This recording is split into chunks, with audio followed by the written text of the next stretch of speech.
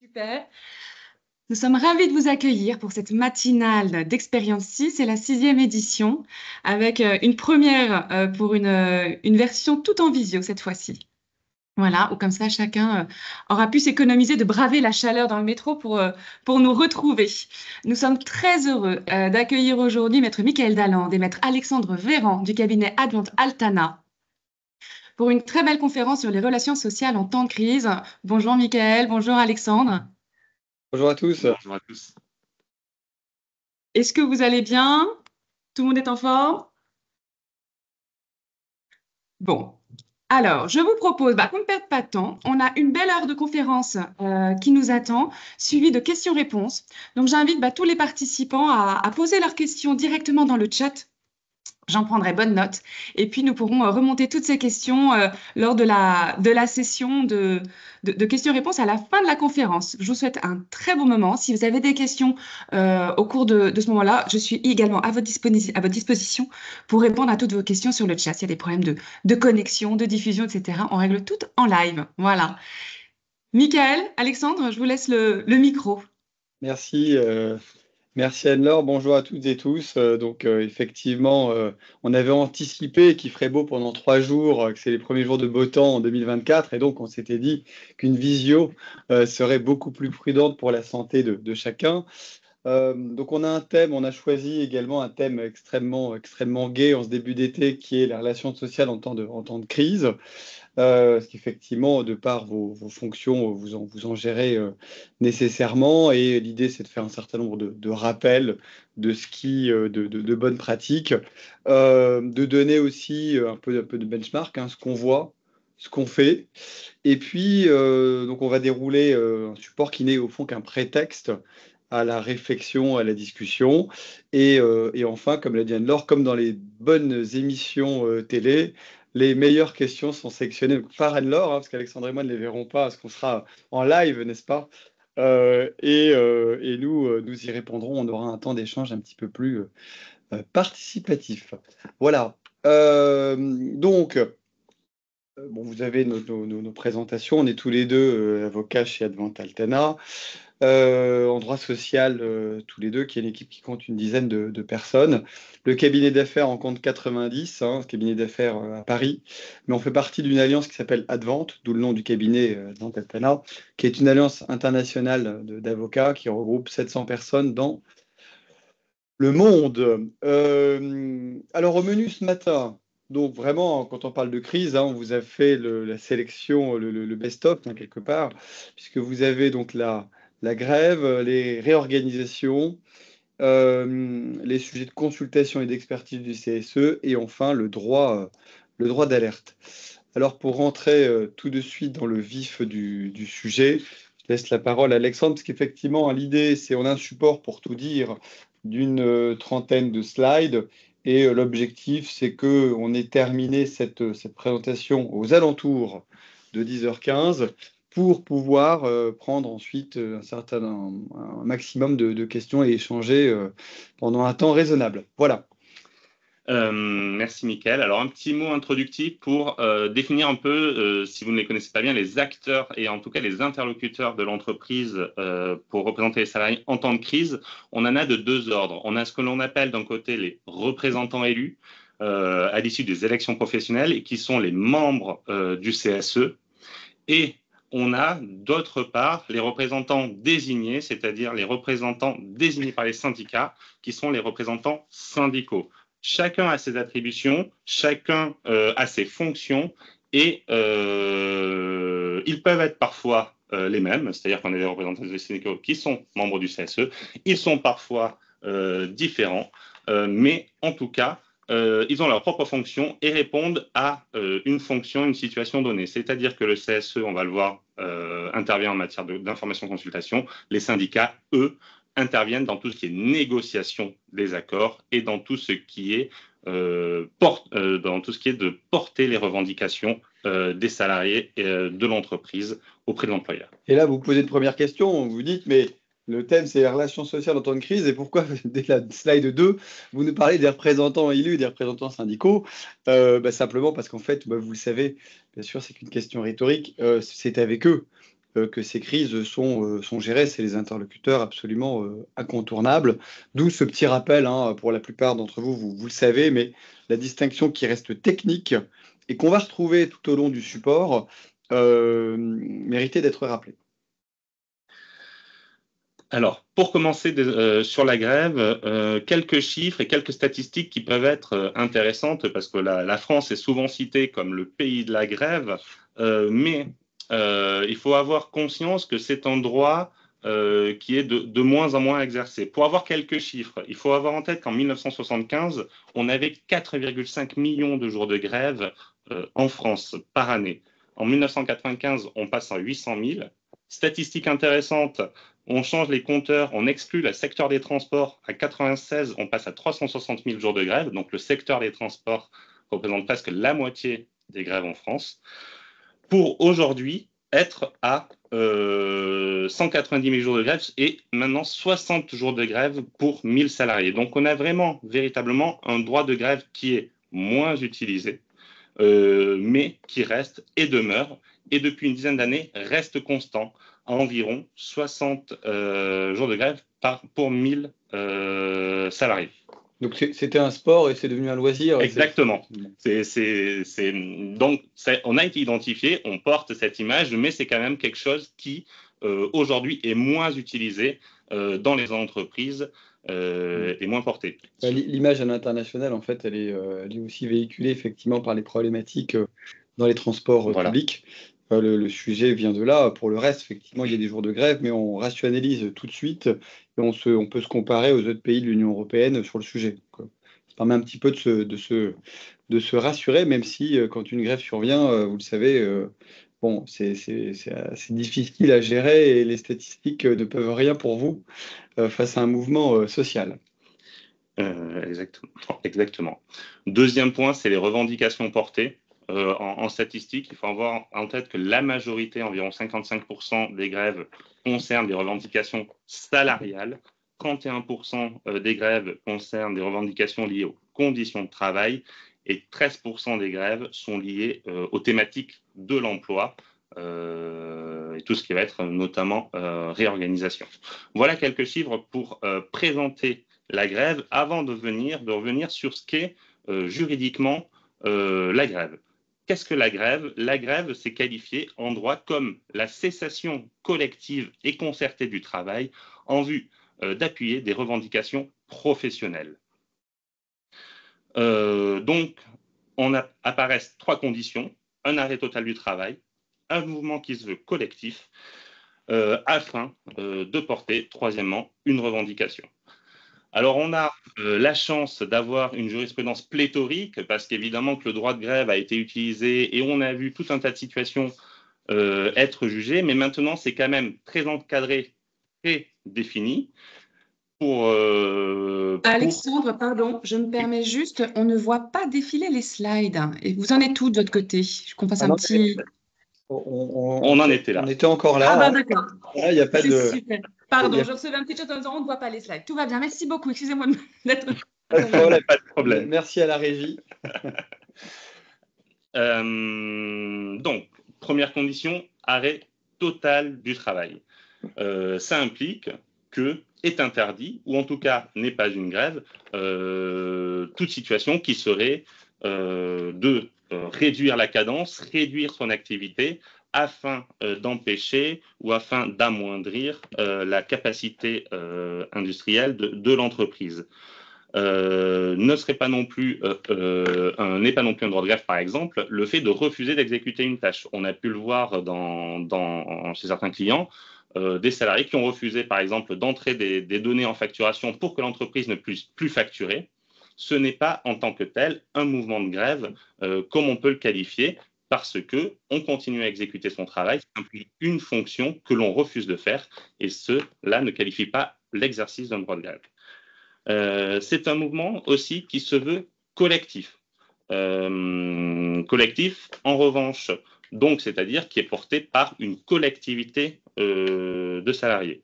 Deux, trois précisions sur ce point, c'est qu'on parle de collectivité de salariés, il n'y a pas de condition de majorité. C'est-à-dire qu'un mouvement qui est collectif, il suffit que plusieurs salariés se réunissent pour faire grève pour que ce soit valable peu importe finalement qu'il n'ait pas la majorité, ou en tout cas que tout le monde ne partage pas leur point de vue sur les revendications qu'ils portent et sur l'objet de leur grève, pour que le mouvement soit parfaitement licite et valable. On le voit d'ailleurs assez fréquemment dans l'actualité, c'est quand par exemple la CGT appelle à faire grève, la CFDT appelle à faire grève, des fois ils font front commun et tout le monde fait grève. Ce n'est pas toujours le cas, mais ce n'est pas pour autant, lorsque les revendications portées ne sont pas en tout cas majoritaires dans l'esprit des salariés, ce n'est pas pour autant ce qui disqualifie la validité du mouvement de grève. Et enfin, troisième point, les revendications. Alors, les revendications, c'est extrêmement large. On l'a vu précédemment, ça porte essentiellement sur des questions salariales ou de conditions de travail. Donc, c'est de porter un message et de véhiculer un message. En tout cas, des revendications, et qui ne soient pas des convenances personnelles, évidemment. Ce n'est pas pour s'opposer à une décision individuelle, par exemple, ou autre, que l'on fait un mouvement de grève ou que l'on se met en grève. Donc, ce sont les 3 critères qui rendent la grève, on appelle la grève licite. À défaut de réunion de ces 3 critères, la grève est jugée abusive ou illicite, ou en tout cas, le droit spécifique de la grève ne s'applique pas aux salariés et à l'employeur, qui retrouvent, notamment lorsque la grève est illicite, ces moyens d'action contre les salariés qui se disent en grève. On va essayer de commentaires effectivement sur ce sujet. On comprend que c'est beaucoup plus simple à gérer pour l'entreprise lorsque la grève est illicite, parce que dès lors qu'on est dans des zones grises où les élus, les salariés, les syndicats vont considérer que leur grève est valable, ils vont jouer vraiment sur le fil du rasoir.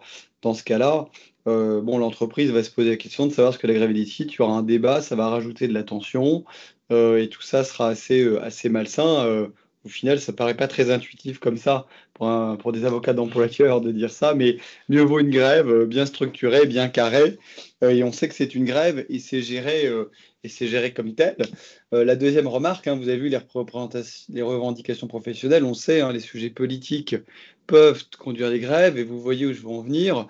Il y a quand même un certain nombre d'annonces aimables sur les résultats des législatives où on aura de toute façon des mouvements sociaux. Enfin, je le crains très fortement. Donc on verra comment ça impacte les entreprises. Est-ce que ça va impacter les transports, la SNCF, la RATP, Air France, j'ai envie de dire comme d'habitude, ou est-ce que ça va être plus large que ça va vous toucher plus directement? À voir, mais en tout cas, je pense que les quelques slides qu'on déroule ensemble vous seront peut-être utiles, vous y penserez dans les prochains mois. Voilà pour la qualification de la grève. Quelles sont les conséquences de l'exercice du droit de grève pour les salariés grévistes? Les conséquences, elles sont premièrement de 2 ordres. 1, financière, c'est-à-dire que le salarié gréviste, en application d'une grève licite, son contrat de travail est, on dit, suspendu. La suspension du contrat de travail, qu'est-ce que ça génère? Ça libère l'employeur de son obligation de payer le salaire. Donc, le salarié gréviste n'est pas rémunéré. En revanche, le salarié gréviste, c'est le deuxième point, le deuxième volet, le salarié gréviste est protégé par l'exercice de son droit de grève, notamment contre les sanctions sur lesquelles je vais revenir juste après. Un petit focus. On parle des salariés grévistes, je voudrais quand même aussi parler des salariés non grévistes, parce qu'il ne faut pas les oublier. Les mouvements de grève concernent rarement l'intégralité des salariés. Il y a toujours la question qui se pose de savoir ce que l'on fait des salariés non grévistes, et on sait que les mouvements de grève peuvent générer des difficultés d'organisation du travail importantes, et notamment répondre à la simple question qui est: est-ce que les salariés non grévistes peuvent ou non exécuter un travail, sont en mesure ou non d'exécuter un travail? Donc, pour les salariés non grévistes, ils, en temps normal, viennent et exécutent leur travail. En revanche, ce n'est pas toujours possible, en raison de piquets de grève ou autres, dont on sait qu'ils peuvent être influents sur le cours de la grève. Et pour ces salariés non grévistes qui ne sont pas en mesure d'exécuter leur travail, mais qui se tiennent quand même à la disposition de l'employeur, il faut avoir en tête que l'employeur est contraint de reprendre et d'assurer le paiement des salaires pour ces gens-là. C'est pour ça qu'on voit tout un tas d'articulations de grève. On a eu dans un dossier, par exemple, quelque chose d'assez malin, c'est-à-dire que les chaînes de production étaient arrêtées dès lors que l'agent de maîtrise sur la chaîne de production était en grève, et les 6 ou 7 ouvriers ne l'étaient pas. Et en fait, ils ont bloqué une usine en ayant 8 personnes en grève, les 8 agents de maîtrise sur les 8 chaînes qui ont totalement paralysé la production de l'entreprise. Donc, les autres salariés sollicitaient le paiement de leur salaire parce qu'ils disaient « moi, je ne suis pas gréviste et je me tiens à la disposition. Regardez, je viens tous les matins. Pour autant, je ne travaille pas, mais je viens quand même tous les matins, je me tiens à la disposition de l'employeur. » Donc, il y a aussi cette articulation-là à avoir en tête qui ne concerne pas que les grévistes, mais qui concerne la globalité de la population des salariés en temps de grève. Un petit focus sur la responsabilité civile sous condition. Il faut savoir qu'en revanche, lorsque le salarié gréviste s'installe dans un mouvement qui serait illicite ou autre, alors il peut voir sa responsabilité engagée, tout comme celle des syndicats, pour réparation du préjudice lié à l'exercice illicite du droit de grève. Alors, il faut avoir en tête que c'est quand même plus, dans la pratique, ça se traduit assez rarement, ou en tout cas, l'indemnisation financière de l'entreprise n'est jamais au niveau de la perte réelle d'exploitation dans ce genre d'affaires. Il faut l'avoir en tête.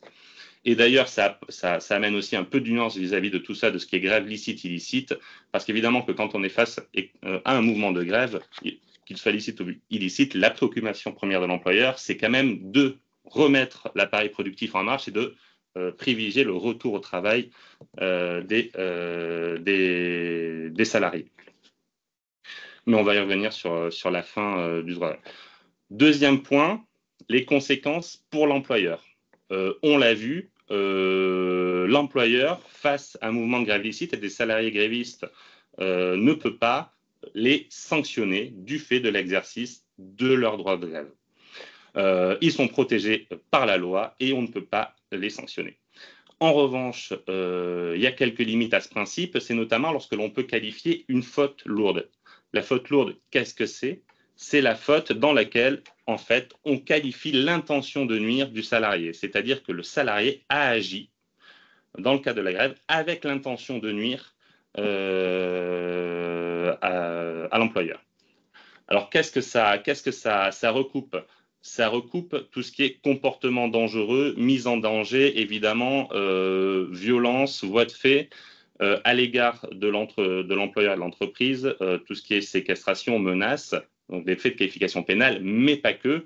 C'est aussi tout ce qui fait obstacle en réalité à la bonne exécution du travail. Ça serait par exemple empêcher les camions de sortir d'une usine, ça serait de refuser de donner, de garder des éléments ou de garder par exemple les clés d'un camion qui ferait et qui empêcherait les collègues de travailler.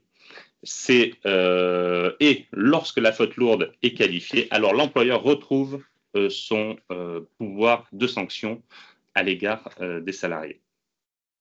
Un petit laïus sur l'occupation des locaux, comment réagir face à une occupation des locaux, donc un mouvement illicite, entre guillemets. Alors, l'employeur qui est face à une situation des locaux, à une situation d'occupation des locaux, n'a que très peu d'options et surtout la voie judiciaire, c'est-à-dire qu'il peut saisir le tribunal judiciaire en référé pour lui demander de faire cesser le trouble manifestement illicite ou prévenir tout dommage imminent pour l'entreprise. Et donc, fort de cette ordonnance, l'employeur peut donc informer les salariés et les grévistes de cette ordonnance et les inviter à partir et, à défaut, mobiliser les forces de l'ordre. On parle effectivement bien des blocages des locaux et pas du piquet devant l'entreprise, oui, où on laisse malgré tout les autres salariés rentrer. Donc on est cette situation de blocage où il faut pouvoir identifier un certain nombre de meneurs syndicaux et effectivement, il y a une procédure qui s'est mise en place qui permet d'obtenir assez rapidement le départ des personnes qui bloquent. Mais bon, évidemment, là, on arrive au sommet de la crispation et de la tension et de la crise sociale. On ne voit pas ça tous les jours non plus, mais bon, c'est un outil qu'on est souvent tenté de dégainer lorsque la situation se tend ou alors au tout début d'une grève, au moment où les syndicats, les salariés tentent quelque chose dont ils savent que c'est pas totalement carré. Bon, pour quand même conserver un peu le moral des troupes, on ne parlera pas aujourd'hui de la séquestration de la direction, mais c'est à peu près, on pourrait dire, les mêmes types de règles qui s'appliqueraient.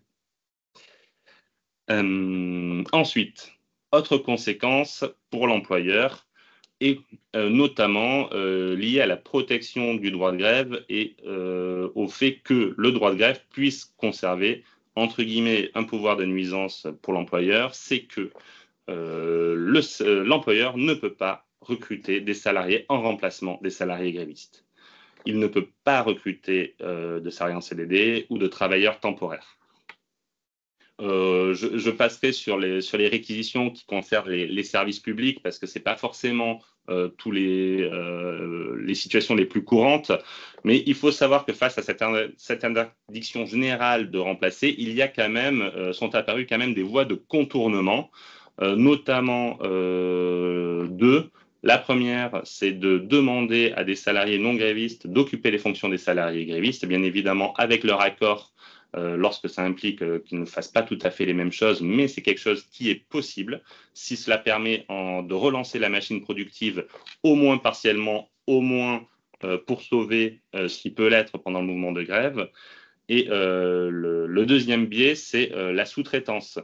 Le recours à des contrats de sous-traitance a été validé du GDF par la Cour de cassation, mais on peut essayer de faire appel à d'autres entreprises, d'autres prestataires pour exécuter les missions que nous ne sommes plus en capacité de faire en raison du mouvement de grève. Donc, le principe général qui veut qu'on ne peut pas les remplacer, certes, mais quand même, au fil de la jurisprudence, des options qui s'offrent à l'employeur pour essayer de contourner les difficultés les difficultés opérationnelles liées au fonctionnement de l'entreprise pendant une grève. Le deuxième point, c'est le lockout. Le lockout, c'est quoi? Le lockout, c'est pendant une grève, moi, employeur, je considère que je ne peux plus garantir les conditions de sécurité et de travail de mes salariés, de sorte que je ferme mon entreprise. Alors ça, c'est un peu la bombe atomique des mouvements anti-grève. C'est extrêmement normé, extrêmement surveillé, parce qu'évidemment, ça serait trop facile, parce que le lockout, le corollaire du lockout, c'est que je ferme mon entreprise, et dans ce cas-là, je ne paie plus les salaires de tous les salariés. Donc, évidemment que quand on est face à un mouvement de grève, ça peut être tentant, mais il faut avoir en tête que quand même la jurisprudence et les cas que l'on voit désormais depuis une dizaine d'années ont tendance vraiment à avoir ce phénomène vraiment d'être une tête d'épingle pour lutter contre une grève et qu'il faille aujourd'hui justifier de réelles difficultés et de réels risques graves pour justifier le lockout. Je sais que, par exemple, il y a 2 ans, on a été face à la question de bloquer, de fermer l'entreprise par le biais d'un lockout. Il faut avoir en tête que ça concerne les sites, souvent, on voit dans la jurisprudence, ces sites Seveso, c'est-à-dire des sites qui, en raison de problèmes de stockage, ont des produits dangereux sur les chaînes. La fermeture des chaînes de production, la fermeture des usines génère des risques d'exposition à des produits polluants, à des produits dangereux, des problèmes également de stockage de produits dangereux qui font que tout cela ne permet plus de répondre aux normes de sécurité, de sorte qu'on choisit de tout fermer par précaution. Mais voilà, aujourd'hui, quand on regarde la jurisprudence, c'est vraiment les sites Seveso, les sites qui portent et qui ont sur leur lieu et place des produits dangereux et nocifs. Dans l'état de lockout, c'est vraiment très résiduel. Ouais. En fait, c'est autorisé, c'est plus autorisé dans d'autres pays, notamment aux États-Unis, hein, où dès lors qu'il y a une négociation qui ne convient pas côté entreprise, il y a une possibilité potentiellement de fermer. Le lockout est beaucoup plus répandu. Disons que l'exercice du droit de grève est davantage équilibré par le recours au lockout, mais en France, ça reste relativement exotique en l'état de la jurisprudence. Et donc, dernier point sur la grève, la fin du conflit, parce qu'évidemment, le droit de grève, les mouvements licites, illicites, est à nuancer, comme je disais précédemment, puisque l'objet pour l'employeur, c'est de sortir au c'est de reprendre, renvoyer, que les salariés reprennent leur poste de travail et relancer la machine productive, de sorte qu'on s'accommode parfois de certaines situations. Dans la majeure partie des cas, on signe ce que l'on appelle un accord de fin de conflit, c'est-à-dire un accord qui va porter à la fois sur les revendications, on va trouver un terrain d'entente sur les revendications portées, mais aussi sur le mouvement, parce qu'on voit très souvent dans ce genre d'accord collectif, au-delà des revendications, ce que l'on peut appeler des lois d'amnistie, c'est-à-dire que l'on ne sanctionnera pas les salariés pour ce qu'il s'est passé, on laisse faire, on revient, ou par exemple, souvent aussi, de garantir un certain paiement des rémunérations pour les salariés grévistes. C'est un accord qui permet la sortie du conflit et de reprendre le travail. On a d'autres voies que sont la conciliation, la médiation, l'arbitrage. En pratique, c'est extrêmement rare de voir des grèves s'inscrire dans ce genre de méthodologie où il faudrait que les parties soient d'accord pour qu'un tiers intervienne et propose des solutions. On se rend compte que c'est très, très, très rarement le cas. 99% des conflits collectifs et des grèves finissant par un accord de fin de conflit, bien souvent. Ou alors c'est vraiment le blocage avec un enjeu local extrêmement fort. Voilà. On est totalement englué et effectivement, il y a une intervention des pouvoirs publics. Et puis on essaie de trouver autre chose que le dialogue social ne fonctionne plus. Ça existe, hein, on peut dire que ça n'existe pas, mais d'ailleurs c'est prévu dans les conventions collectives, oui, etc. Néanmoins, c'est pas comme ça que la plupart des mouvements de grève, qui statistiquement sont des mouvements assez courts, hein, et ils partent comme ils sont venus. Là, on parle de ces grèves qui suivent des fermetures de sites ou des réorganisations massives. Alors justement, la transition est parfaite. Donc les réorganisations, alors c'est un thème qui est extrêmement vaste, donc on va devoir le balayer très rapidement. L'idée, c'est pas forcément de revenir, enfin c'est pas de revenir sur le détail des règles, c'est simplement de comparer votre boîte à outils. C'est vraiment l'idée du quart d'heure, des 20 minutes qui vont suivre.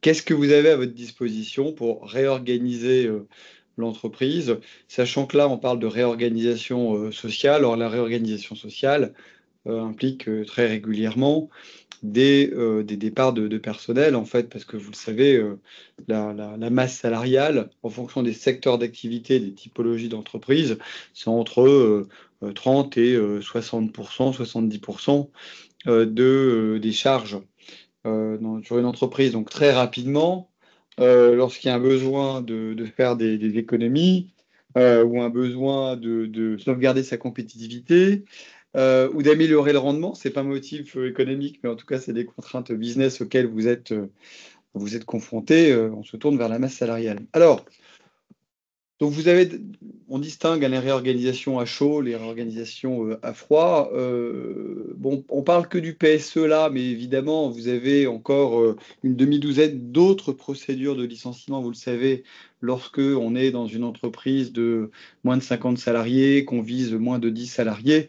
Mais s'il fallu présenter toutes les procédures, il aurait fallu une journée complète probablement.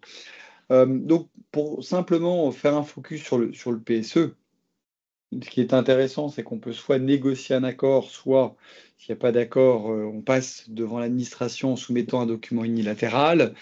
La différence, on le verra dans un instant, elle est majeure puisque le contrôle de l'administration n'est pas le même. Donc, tout pousse à ce qu'il y ait des accords, ce qui n'est pas forcément évident en termes de gestion de procédure, parce que ces réorganisations, le temps de consultation du CSE intègre également le temps de négociation avec les organisations syndicales. Donc c'est entre 2 et 4 mois en fonction du nombre de licenciements envisagés. Étant précisé que 2 à 4 mois, bon, c'est pas le temps de la procédure totalement, parce que vous le savez, il faut préparer la documentation, il y en a pour des semaines, si c'est pas des mois avant, et puis ensuite, une fois qu'on a l'avis du CSE, eh bien, il y a les délais administratifs, ensuite il y a les délais de reclassement, puis ensuite il y a les congés de reclassement. Donc tout ça prend évidemment énormément de temps.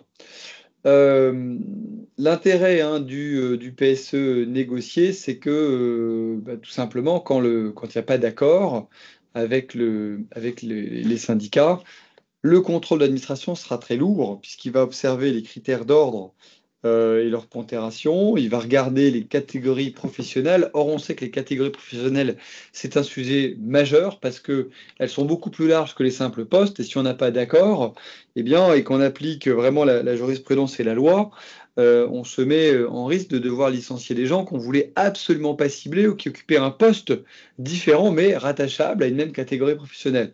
Donc, c'est un vrai bazar à organiser.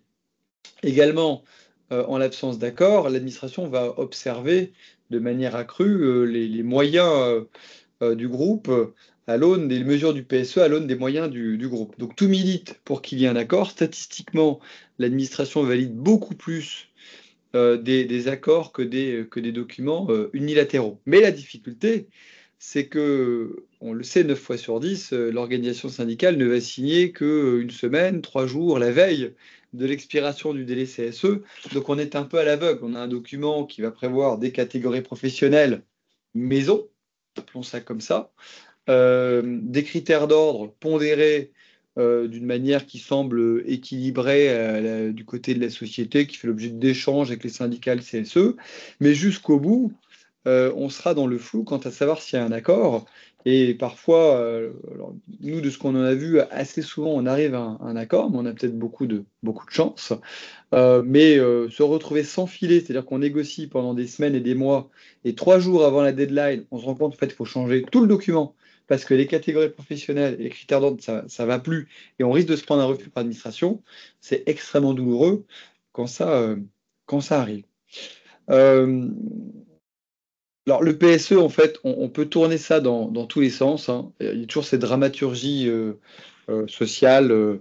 On en parle dans la presse, mais la réalité quand même, c'est que pour organiser des départs contraints dans un délai restreint, ça reste ce qu'il y a de plus simple. Tous les autres dispositifs, on va les prendre un par un, génèrent une certaine forme de contrainte. Alors c'est des bons dispositifs, ils ne sont pas mauvais en soi. Simplement, pour certains, il faut absolument un accord, on ne peut pas aller de manière unilatérale. Pour d'autres, il faut du temps. Or, on n'en a pas forcément.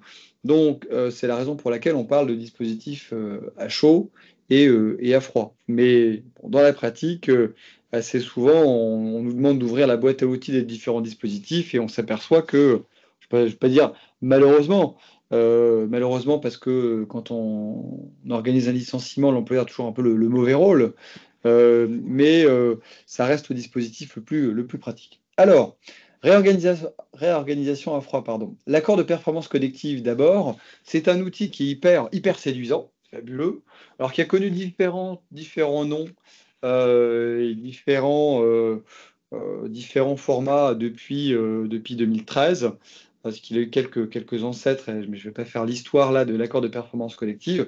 L'intérêt, c'est que c'est un accord qui permet de modifier la rémunération, de modifier la durée de travail, de modifier le lieu de travail des salariés, et en fait, c'est un accord qui modifie le contrat de travail des salariés. C'est-à-dire qu'à partir du moment où les syndicats sont OK pour signer cet accord, eh bien, on va vraiment modifier l'organisation de l'entreprise très en profondeur. On n'a pas besoin de motiver par des difficultés économiques, une sauvegarde, on n'a pas besoin de motifs économiques. Et la conséquence de cet accord, eh bien, c'est que les salariés qui ne sont pas d'accord, qui refusent la baisse de rémunération, la baisse de temps de travail, la modification de lieu, ils changent de site, eh bien, seront licenciés, seront un motif autonome de rupture. Donc ça a l'air fabuleux. C'est la liberté totale. Ça s'est basé sur les accords SMART dont on avait tant parlé il y a quelques années. En réalité, en fait, c'est un accord qu'on voit pas tant que ça. Pas tant que ça. Quand on regarde d'ailleurs sur les bases de données ou quand on cherche, on voit qu'il y a beaucoup d'accords un peu Canada Dry. On va trouver des accords qui s'appellent accords de performance collective, mais il n'y a pas tout le régime juridique de l'accord de performance collective, la conséquence ultime étant le départ du salarié insatisfait. Donc, superbe outil, vraiment, mais honnêtement, on l'a présenté des dizaines de fois et c'est un outil qui sert beaucoup moins parce que, en termes de maturité syndicale, et de culture, hein, tout simplement du dialogue, les syndicats en France ne s'engagent pas auprès de la direction à ce que certains de leurs collègues, camarades, perdent leur job. Hein. C'est vraiment aussi simple que cela. On a déjà vu, nous, des accords qu'on négociait. Et au moment de signer, il n'y avait plus qu'à signer. On a un refus de signature parce que les syndicats se rendent compte que ça va mal se passer pour eux aux prochaines élections. Il n'y a pas qu'en politique que ça arrive. Et donc, ils mettent l'accord à la benne. Le congé de mobilité, maintenant, assez rapidement, c'est un outil qui est extrêmement intéressant. C'est une forme de cousin du congé de reclassement pour les licenciements. On le voit beaucoup dans les accords de RCC. On le voit aussi dans les accords de GPEC, hein, qui est vraiment l'outil à froid par excellence qui permet d'organiser des départs, des transitions professionnelles, des formations longues qui permettent d'adapter les salariés à leur poste ou à un nouveau poste. On en voit beaucoup. C'est vraiment un très bel outil. Et donc, ça permet d'anticiper dans le temps une diminution des effectifs. Alors, parfois, on est tenté de mettre en place un accord GPSEC congé mobilité pour pas faire de PSE. C'est possible, simplement. Il faut quand même doser le timing parce qu'on n'est quand même pas très loin de la réorganisation et du plan de licenciement si on met un timing très court. Donc, il faut quand même pouvoir faut pas qu'il y ait d'opposition majeure côté élus et syndicats, sinon on risque fort d'avoir une contestation ou une suspension de la réorganisation. Ça peut être très dangereux, mais en tout cas, c'est un dispositif qui est extrêmement souple. L'autre intérêt également, c'est quand vous avez un accord de GEPC avec un volet, par exemple, de congé mobilité, il n'y a pas d'obligation d'obtenir la validation ou l'homologation par l'administration du travail. Donc ça, on reste vraiment entre les syndicats et l'employeur, ce qui simplifie aussi la donne. Voilà, bel outil qu'on rencontre beaucoup dans la pratique. Simplement, attention au timing que vous vous laissez pour la mettre en œuvre. Concernant la rupture conventionnelle collective, alors c'est la star absolue des dispositifs de réorganisation à froid, outil tout à fait performant. Il faut un accord. Si vous n'avez pas d'accord, vous n'avancez pas. On cible, il y a un cahier des charges hein, qui est prévu par le Code du travail avec combien de départs, quelle population concernée, quel package de départ. Enfin, il y a une dizaine d'items à remplir. C'est pas très compliqué. C'est très bien fléché par le Code du travail. Donc, on en voit beaucoup hein, régulièrement des accords. Nous, on a aussi pu voir des contentieux, parce qu'on est là pour accompagner le contentieux sur des accords de RCC, notamment de populations qui étaient exclues du dispositif, et la question se posait de savoir si c'était discriminatoire ou pas. Vaste sujet. L'autre intérêt de la RCC, c'est qu'il n'y a pas de motif économique. Euh, Comme il y a un accord, eh bien, on retrouve la logique du PSE, donc contrôle très restreint de l'administration. Et donc, en théorie, on peut avoir une RCC qui va être d'un coût inférieur à celui d'un PSE. La difficulté maintenant quand même de la RCC, parce que ça a l'air vraiment tout beau, on en mangerait, la difficulté quand même, c'est que quand vous êtes dans une situation où vous devez réduire les effectifs et que vous n'avez pas envie de vous cogner le PSE parce que c'est lourd à porter psychologiquement aussi pour ceux qui le mettent en œuvre. Alors on n'y pense pas hein, et puis les gens n'ont pas de larmes, mais malgré tout, vous pouvez voir une forme de refus d'obstacle sur un PSE, ça s'est vu, et vous pouvez vous tourner vers la RCC. Problème de la RCC, on vous fait négocier pendant des semaines ou des mois et à la fin, les syndicats ne signent pas. Vous êtes au point zéro. Donc, vous avez perdu du temps et vous allez devoir lancer votre PSE. L'autre effet qui se coule, toujours un deuxième au moins, c'est que vous avez négocié pour avoir une signature, vous avez mis de l'argent et des mesures de repositionnement pour que ce soit attractif. Et qu'est-ce qui se passe si vous amorcez un PSE à la suite de l'échec des accords RCC? On risque de vous attendre dès le début des négociations avec un package équivalent à celui de la RCC. Alors, ça peut au fond accélérer parce qu'on n'est pas sur du poker menteur sur les mesures, mais il peut y avoir une volonté d'une forme d'effet cliqué dont vous pouvez avoir beaucoup de mal à vous départir. Troisième point, le PSE, on organise le nombre de départs contraints qu'on souhaite. On peut avoir un volet départ volontaire, et j'ai vu des plans où il y avait des centaines de postes supprimés, et où à la fin, aucun licenciement contraint, parce que tout le monde partait en départ volontaire. Ce qui laisse songeur sur la dramaturgie du PSE, surtout quand on a des contentieux de gens qui se plaignent de ne pas avoir été autorisés à partir en départ volontaire, mais c'est un autre sujet. Le risque de la RCC, c'est que si vous n'avez pas bien dosé les mesures, et là, vous êtes totalement à l'aveugle, hein, eh bien, imaginons que vous vouliez organiser 100 départs, vous en avez 30 qui s'en vont. C'est un succès, vous en avez 30, mais vous en manque 70 quand même. Donc, vous risquez de devoir mettre en œuvre un PSE parce que vous aurez mal ciblé votre accord de RCC. Ce qui peut vous inciter à mettre le paquet en termes de mesures sociales, mais si vous mettez le paquet, eh bien, il y aura l'effet cliqué si vous n'arrivez pas à un accord pour un PSE, et si vous mettez le paquet, ça peut vous coûter autant qu'un plan de sauvegarde de l'emploi. Donc, superbe outil, mais toujours garder en tête le coup d'après et l'éventuel PSE ou si la RCC ne produit pas son effet utile. Dernier item de réorganisation à froid, le plan de départ volontaire autonome. Le plan de départ volontaire autonome, ce n'est pas la RCC, ce n'est pas non plus le plan de sauvegarde de l'emploi qui prévoit un volet de plan de départ volontaire, ça vous connaissez. Le plan de départ volontaire autonome, au fond, c'était l'ancêtre de la RCC qui lui a survécu et qu'on peut mettre en œuvre parfois parce qu'on n'arrive pas à un accord.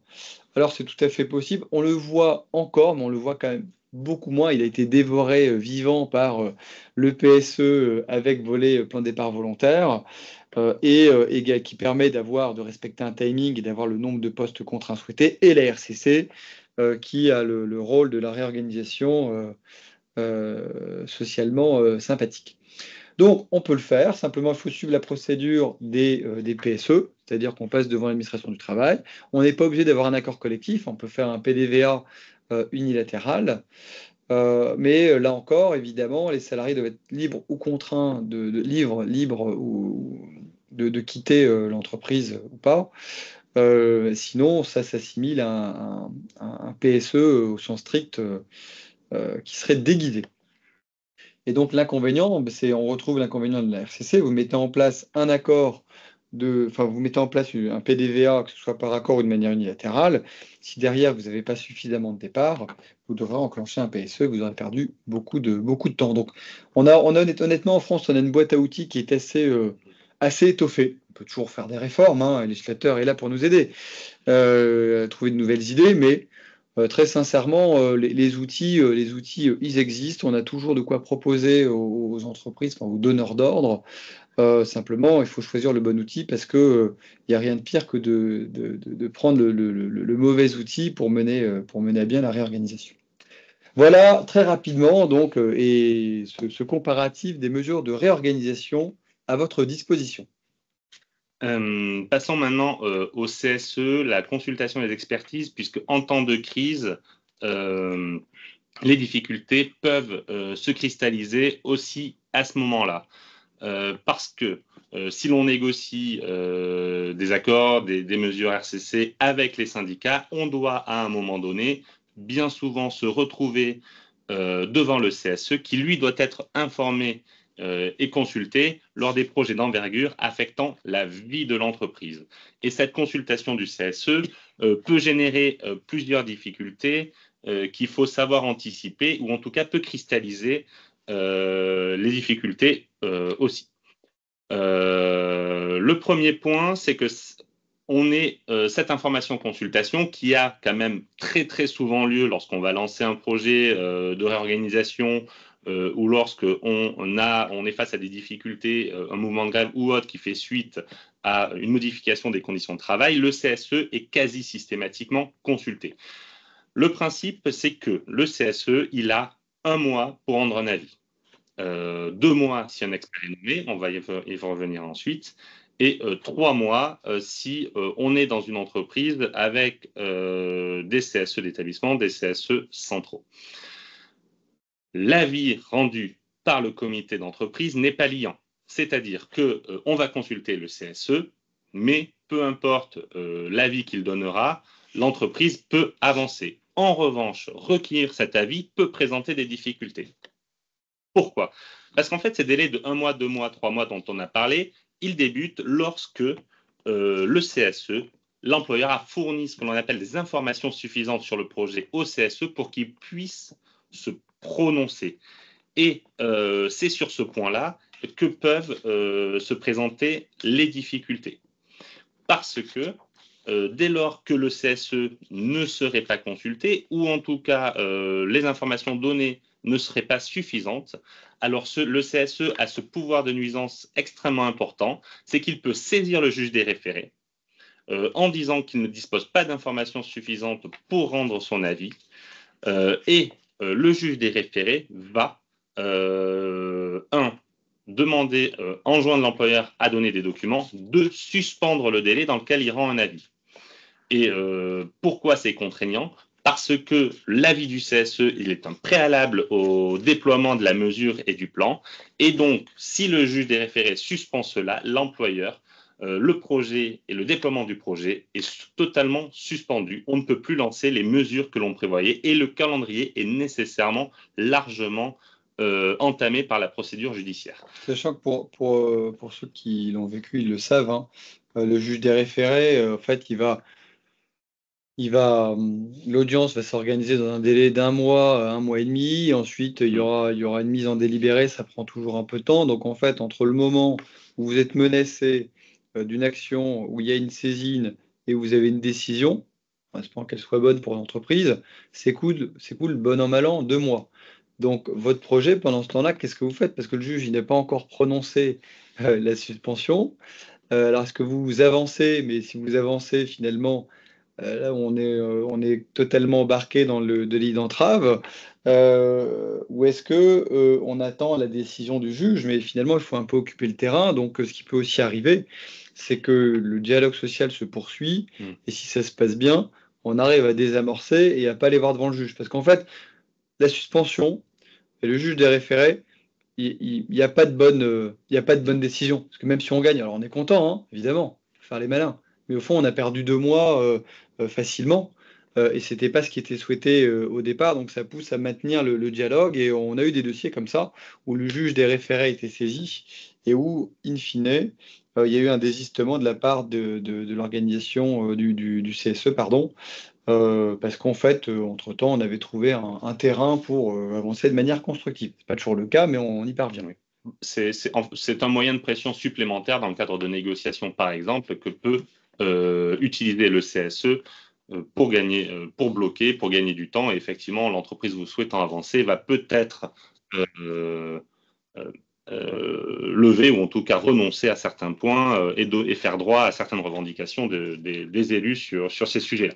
Parce qu'en fait, c'est les délais de consultation, alors on les reverra dans un instant, mais vous les connaissez. Et c'est vrai que le délai, il y a une forme pas d'abus de langage, mais d'abus de pratique, hein. On a toujours tendance à dire que le délai court à partir de la réunion. On dit, bah, il y a une réunion le 27 juin, et ben, le 27 juillet, terminé. On va voir que c'est plus long que les experts, bien sûr. Mais en fait, et ça se passe beaucoup comme ça, mais ça reste étonnant parce que c'est pas ce que dit le texte, hein. Le texte, c'est 1 mois à partir du moment où les gens ont les documents, où le projet a été présenté.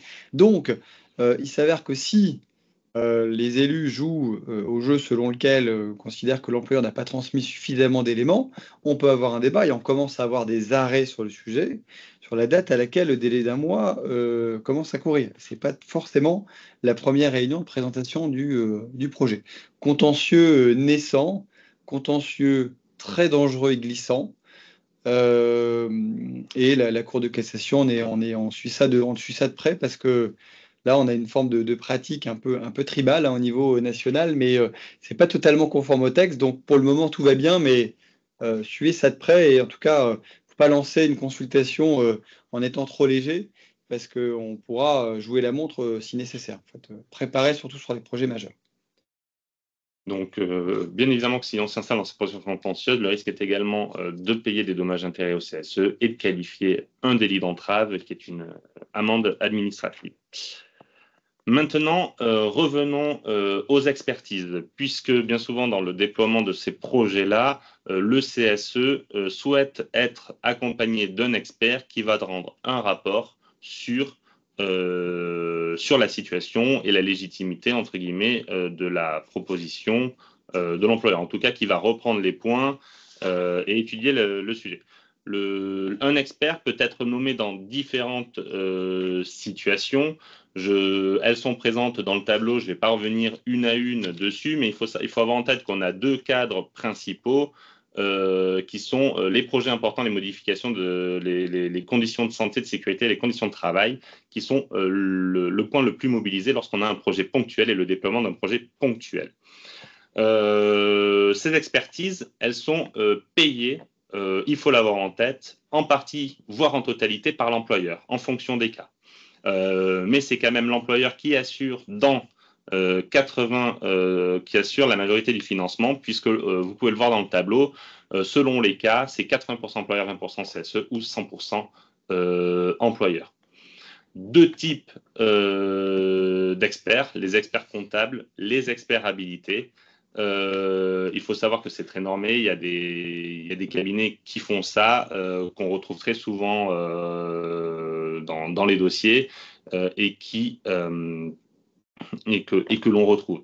Donc, c'est ces 3 points. 1. Le CSE, on est face à un projet qui modifie les conditions de travail. Le CSE peut nommer un expert. Cet expert est souvent est payé par l'employeur en très grande majorité. Et il reporte le délai de consultation d'1 mois. Comment ça se passe lorsque l'expert intervient? Dès lors que le CSE a pris la décision de nommer un expert, il le désigne. L'expert demande dans un délai extrêmement bref, dans un délai de 3 jours, toutes les informations nécessaires à la réalisation de sa mission et l'employeur répond ensuite avec l'ensemble des éléments. Vraiment, dans le cas des expertises, il faut avoir en tête 2 points. C'est qu'il faut être extrêmement vigilant sur la lettre de mission de l'expert, c'est-à-dire la lettre qui va encadrer l'objet de son intervention et pour bien identifier qu'elle soit conforme à la situation ou en tout cas voir si parfois il y a des choses que l'on ne veut pas voir, etc. Bien identifier que les délicatesses que l'on connaît dans peut-être le déploiement de notre projet soient cadrées, bornées, en tout cas qu'on n'ait pas de surprise. Et 2, sur les documents sollicités. Il faut avoir en tête qu'un expert a quand même accès à un nombre extrêmement important de documents, qu'il a globalement accès aux documents auxquels peut avoir accès un CAC, un commissaire aux comptes. Donc, c'est-à-dire une liste très exhaustive de documents qu'il peut solliciter. Et puis on a des débats oui. Régulièrement avec les experts sur quels documents sont nécessaires à sa mission, mais le scope est assez large. Et en fait, je pense lui que c'est lui qui estime ce dont il a besoin. Et puis la question, c'est aussi les documents qui émanent de l'étranger, dans les groupes internationaux, les fameux PV du board. Bon, c'est un sujet de discussion, mais il y a des entreprises au sein desquelles il y a des accords. On passe un accord avec le droit syndical ou une forme d'accord avec le CSE qui va définir la procédure, qui peut être signée par l'expert si c'est toujours le même, qui définit un mode opératoire qui permet d'apaiser les tensions sur ces sujets. Donc, un point sur les délais. Je vais passer rapidement. Il faut avoir en tête que c'est en général, si on est dans une configuration simple, 2 mois. L'expert est très rapidement nommé. Dans les 15 premiers jours qui suivent le début du délai, il va avoir les éléments. Il va devoir rendre son rapport 15 jours avant que le CSE rende son avis.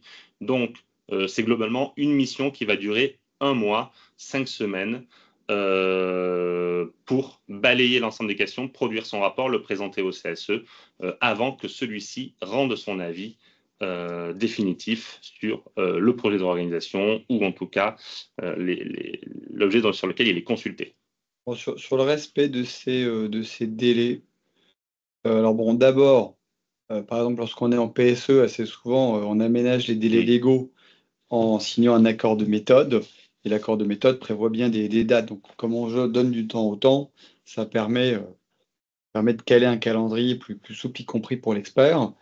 Deuxième observation, même sur ces délais là, légaux, bon, les délais sont quand même respectés par les experts parce qu'en fait, ils ne veulent pas se retrouver dans la situation où ils plantent totalement une procédure, mais ensuite, lorsque ça se passe mal, ils pourront considérer qu'en fait, eh bien, ils n'ont pas eu les éléments assez tôt, parce qu'encore faut-il, il y a des documents, l'entreprise les a pas sous la main tout de suite, ou a un peu de mal à les lâcher si on se dit tout. Et donc, le jeu de l'expert pourrait consister à dire au CSE, j'ai pas pu faire ma mission, je peux pas rendre. Et là, le CSE va dire, bah, écoutez, on n'a pas les éléments, donc le délai ne court pas, et je demande la suspension. Et là, on discute pour une rallonge. Mais bon, mis à part ces cas pathologiques, hein, mais on est là pour parler des crises dans les relations sociales, donc on en parlera après avec vos observations et questions. Dans les cas classiques, les délais sont respectés. Dernier point sur les expertises, il faut savoir qu'il y a un contentieux assez spécifique de l'expertise qui peut porter sur plusieurs objets. Le premier, c'est la nécessité de l'expertise. Est-ce que oui ou non le CSE peut, dans telle ou telle configuration, nommer un expert? Le deuxième, c'est le choix de l'expert, puisqu'il doit répondre à un certain nombre de critères. Le troisième poste sur lequel il peut y avoir contentieux lors d'une expertise, c'est le coût prévisionnel, puisque l'expert doit donner au moment de son intervention un coût prévisionnel. Et enfin, le dernier point, c'est le coût final. Il faut avoir en tête que tout va très vite en matière d'expertise. On est dans des délais encadrés et nous n'avons que 10 jours à compter du moment où nous avons connaissance de la situation pour déclencher ou en tout cas saisir le juge si l'on veut contester. C'est extrêmement bref, il faut se positionner rapidement. C'est des contentieux aussi assez lourds, donc il faut les anticiper. Donc c'est très particulier, c'est assez rare et il faut avoir en tête, enfin c'est pas assez rare, pardon, mais il faut avoir en tête évidemment que si on part en contentieux sur l'expertise, c'est encore une fois du temps perdu pour le déploiement du projet. Donc, c'est aussi des choses sur lesquelles il faut réfléchir quand on est en difficulté, délicatesse, et voir, notamment dans la communication des documents ou autre ou toute autre situation, si le jeu en vaut la chandelle, entre guillemets, pour l'employeur, puisqu'évidemment, si l'on conteste, on va perdre le temps, ou en tout cas le calendrier prévisionnel que l'on avait pu fixer. Ensuite, ça, effectivement, ça c'est sur les réorganisations. Si le CSE considère qu'il y a un risque grave voilà. Et que vous considérez qu'il n'y a pas de risque grave, bon, bah, vous avez tout intérêt à contester. Après, il y aura un débat sur les pièces, hein, par exemple, en matière de risque grave, en matière de risques psychosociaux. On le sait, on ne peut pas dire qu'il n'y a pas de risque. En fait, c'est le principe des RPS. On peut dire qu'il y a un niveau de risque qui est très faible, qu'il n'y ait pas de risque grave, mais pas que le risque n'existe pas. C'est totalement absurde. Donc, on peut avoir un débat sur qu'a fait l'employeur. La difficulté, par exemple, avec l'expertise pour risque grave, hein, ce que j'en ai vu, c'est que une fois qu'il y a eu une expertise par le passé pour risque grave sur un sujet donné, c'est très compliqué pour un juge de dire non, pas cette fois-ci. C'est une forme d'espèce de tâche, pas indélébile, mais il faut quand même frotter très fort pour qu'elle s'en aille. Donc c'est des contentieux, oui, qu'on a hein, régulièrement. Heureusement, c'est pas la norme, mais ça arrive assez souvent. Sur le fond, bien sûr, le choix de l'expert, pas vraiment, sauf si vraiment c'est un peu n'importe quoi, c'est quelqu'un qui n'est pas agréé, mais bon, faire un contentieux parce qu'on a nommé un expert qui ne vous va pas, ça peut plutôt inciter le juge. Enfin bon, c'est théorique. C'est théorique. Le coût, en revanche, ça c'est intéressant parce que l'expert, alors j'hésite entre c'est moins cher que gratuit ou c'est gratuit jusqu'à la caisse, je ne sais pas, mais on sait que les coûts se sont envolés ces dernières années. Donc, il y a des contestations sur le coup et bon, il faut savoir que les juges ont souvent tendance à donner un petit rabais. Et généralement, si on menace d'aller voir le juge, on obtient une baisse du prix. Mais c'est une discussion qui peut se faire au début. Lorsqu'il y a une discussion sur le coût prévisionnel, l'étendue, la durée d'expertise, on peut aller voir le CSE en disant écoutez, là, non, c'est quoi, c'est le package complet, il n'y a peut-être pas besoin de ça. Parfois, d'ailleurs, sur les expertises à coût partagé, on peut dire écoutez, si vous réduisez le scope, on prend tout. Donc il y a de la négo à ce moment-là, c'est assez intéressant. Et sur la contestation du coût, d'une manière générale, là, c'est assez stratégique parce que si vous avez des relations raisonnablement bonnes ou pas trop mauvaises, en fonction la manière dont vous voulez présenter les choses avec l'expert, vous n'avez peut-être pas intérêt à vous l'impacter sur sa facture. Si en revanche, de toute façon, tout se passe mal, bon, bah, foutu pour foutu, on peut le faire. J'ai une discussion il n'y a pas très longtemps avec une consoeur qui me disait, moi, je le comptais systématiquement pour une entreprise parce qu'en fait, ça se passe tellement mal que on sait qu'il y a le contentieux du coup de l'expertise à chaque fois. Là où nous, ce que l'on voit de notre pratique, on le fait beaucoup plus rarement parce que le prix, le coût, en fait, ça fait partie du global, ça fait partie de la négo. Voilà, sur les experts, on arrive au dernier thème de notre présentation avec une maîtrise, vous avez remarqué, totale du timing. Alors, les droits d'alerte. Je ne sais pas si ça picote ou si ça gratouille, mais en tout cas, ça peut être assez urticant quand on est de l'autre côté de la barrière. Il y en a plusieurs qui sont ouverts aux élus, aux salariés, aux syndicats. Et le droit d'alerte en cas d'atteinte aux personnes. Le célèbre, la star des droits d'alerte, le DGI.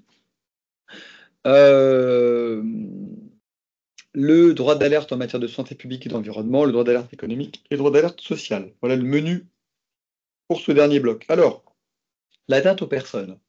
On va voir que les procédures sont assez différentes entre ces différents types d'alerte et ça va expliquer pourquoi, je dévoile tout de suite, je fais aucun mystère, pourquoi le DGI est beaucoup plus utilisé que les autres. Alors d'abord, atteinte aux droits des personnes, donc c'est santé physique, mentale, liberté individuelle dans l'entreprise. L'article est plus long que ça, le 23-12-59, parce qu'on va parler de harcèlement, de discrimination. Donc c'est à la fois assez ciblé, mais relativement large. L'employeur est saisi par un membre du CSE et normalement il y a une enquête sans délai avec le membre du CSE qui est saisi. Alors, parfois, ça donne lieu à des tractations, parce que celui qui saisit, ce n'est pas celui qui veut faire l'enquête, donc on discute, oui, mais ce n'est pas le texte. Bon, la nature, la vie trouve toujours un chemin, y compris en droit du travail. Donc, normalement, sauf à ce qu'il y ait une contestation, l'enquête peut se dérouler. Mais parfois, il peut y avoir une forme d'instrumentalisation de l'enquête, où c'est finalement faire l'enquête, ça génère plus de tension qu'autre chose. Et donc, en cas de carence de l'employeur ou divergence sur l'atteinte, si l'employeur dit non, mais écoutez, là, ça fait 8 fois que vous venez, non, non, on va faire une 8e enquête, c'est terminé, ou on n'en fera pas, parce que de toute façon, tout ça, c'est de l'instrumentalisation, eh bien, le salarié ou le membre du CSE peut saisir le conseil de prud'homme en la forme des référés pour faire cesser l'atteinte. Donc, ce qui est intéressant, c'est que ce n'est pas à l'employeur d'agir, c'est aux salariés de saisir le conseil de prud'homme, mais le conseil de prud'homme, même statuant en référé, pareil, en fonction des juridictions, ça peut prendre plusieurs semaines ou mois. Bon, généralement, c'est comme c'est les référés, on en prend pour un mois et demi.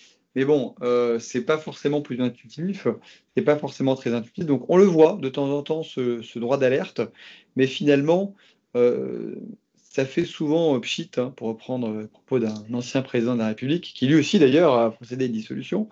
Ça fait pchit parce que saisir le conseil de prud'homme, c'est trop contraignant pour les élus. En fait, ils se tournent donc plus volontiers vers le droit d'alerte en cas de danger grave imminent, qui est la voiture balai ultime, vous le savez. Donc il y a une consultation sur un registre qui est dédié, qui a un nombre de pages, qui a le tampon du CSE, où il faut indiquer quels sont les postes concernés, la nature et la cause du danger, le nom des travailleurs exposés.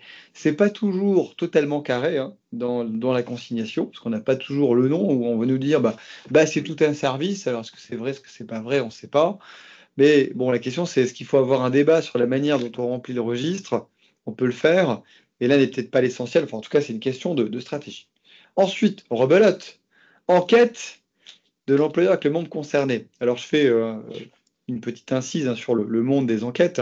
Un certain nombre de professionnels des RH ou des entreprises nous disent régulièrement qu'en fait, leur vie a changé ces dernières années parce qu'il y a tellement d'enquêtes qu'ils deviennent enquêteurs, ils n'ont plus le temps pour faire autre chose et c'est abominablement chronophage.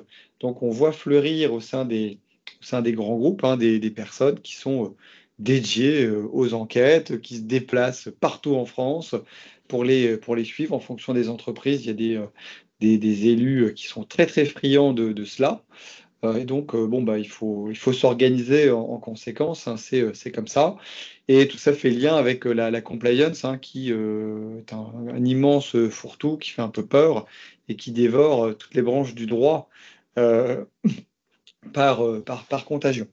Donc, enquête, on l'a vu pour l'atteinte aux droits des personnes, enquête en DGI.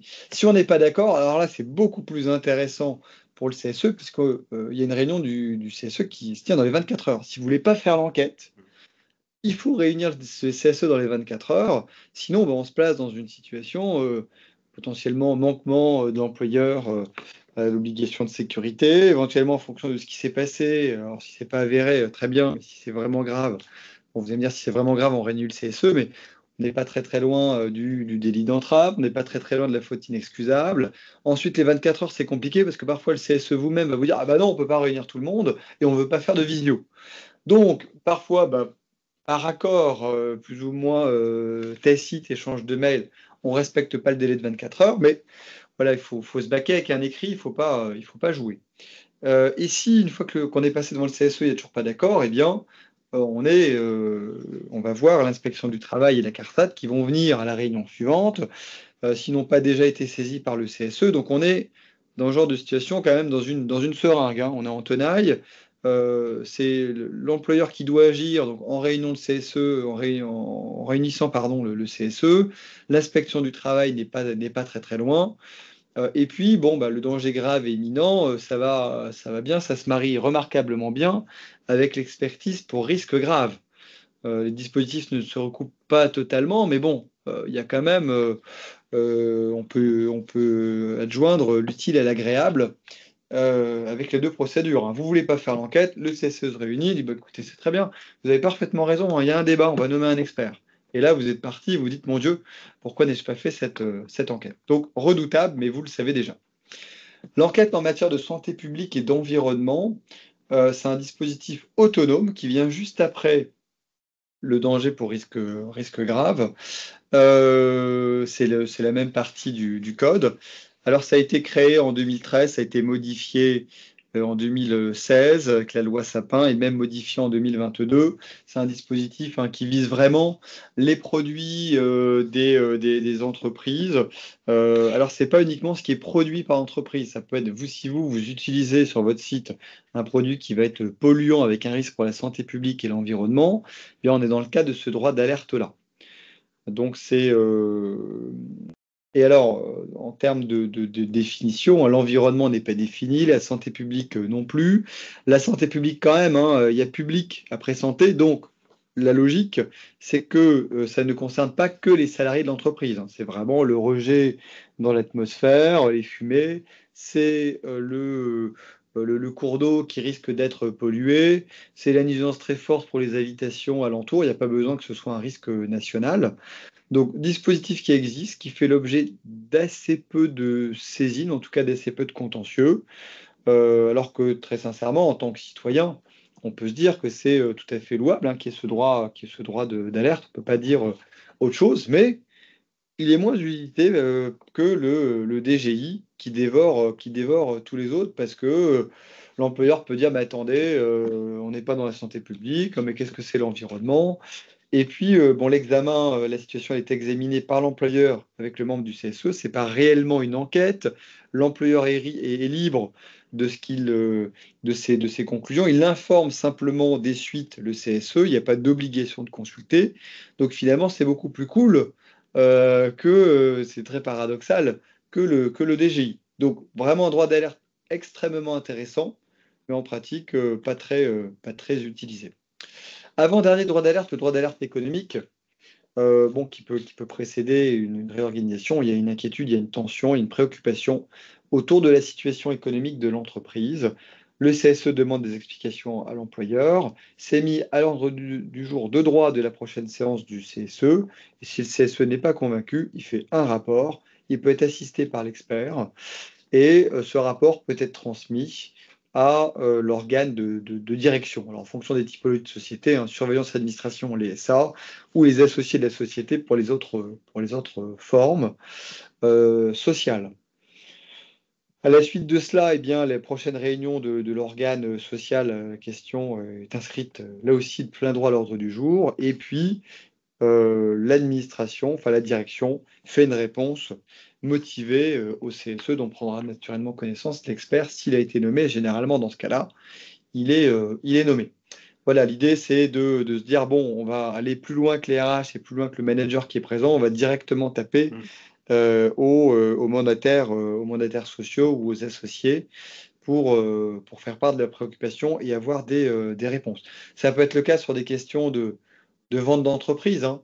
Par exemple, l'entreprise va pas bien, il y a des rumeurs, et puis en CSE, on ne sait rien, on est totalement en blackout. Donc côté CSE, on va lancer ce droit d'alerte pour faire un peu tomber, pour secouer le cocotier. C'est un petit peu l'idée. Droit d'alerte social, enfin, alors là, c'est très centré sur les contrats dits précaires, hein. Vous avez deux modules. Le cas d'accroissement important du nombre de titulaires de CDD et d'intérimaires. Et là, le CSE met le sujet en priorité lors de la réunion suivante. Et lors de la dite réunion, l'employeur va communiquer le nombre de CDD d'intérimaires, les motifs, le nombre de journées de travail accomplis par les intéressés. Premier module. Deuxième module, le CSE a connaissance de faits susceptibles de caractériser un recours abusif au CDD. Et là, il saisit l'inspection du travail directement et l'employeur, bien, il va communiquer le rapport de l'inspecteur et sa propre réponse au CSE.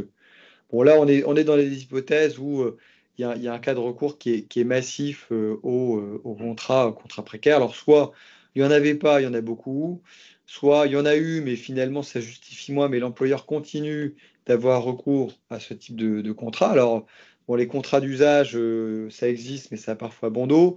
Le surcroît temporaire d'activité, quand ça fait 10 ans qu'un tiers de vos effectifs, c'est des intérims, ne souriez pas. Celles et ceux qui ont eu des entreprises dans cette configuration-là, il y en a beaucoup plus que ce qu'autorise la loi, mais c'est une réalité. Et puis également, lorsqu'une réorganisation se profile, il y a quand même une vraie difficulté, c'est-à-dire que le CDD, l'intérimaire, dans le contrat prend fin qui n'est pas renouvelé, et derrière il y a un PSE, cette population peut demander une requalification en CDI et à bénéficier donc directement du plan le cas échéant. Donc c'est potentiellement explosif qui peut justifier le recours à ce droit d'alerte sociale. Voilà ce que l'on pouvait vous dire sur cette thématique de gestion de crise. Maintenant, on prend toutes vos questions. Un grand merci, Alexandre et Michael, pour cette très belle intervention, super complète. On a effectivement eu pas mal de questions, donc je vais essayer de me faire le porte-parole de nos participants qui ont atteint, ils ont été proches de 80 participants à vous suivre. Donc vraiment, merci beaucoup. Comme toujours, vous avez été très présents. Le premier thème qui a généré le plus de questions, c'est les grèves. Alors, la grève, Surprise. ouais. Oui, toujours. Il y a toujours une anxiété hein, à gérer la grève. Alors, la première question. Si les représentants syndicaux sont absents d'une entreprise, notamment pour les petites entreprises qui n'ont pas d'obligation, qui les remplace? C'est-à-dire si absolument personne, en fait, non. Ouais. Une petite entreprise où le staff se met en grève alors qu'il n'y a pas de représentants syndicaux. C'est quoi? C'est eux qui décident de quelqu'un dans l'équipe pour faire face à la direction? Comment ça se passe? Ah bah oui, bah, c'est souvent ce qui se passe. De toute façon, c'est pas, il y a forcément quelqu'un qui a donné l'idée. Il y a toujours un leader, un meneur, hein. Donc, bah, simplement, ce n'est pas quelqu'un qui est protégé, enfin, au sens représentant du personnel, représentant syndical, mais Oui.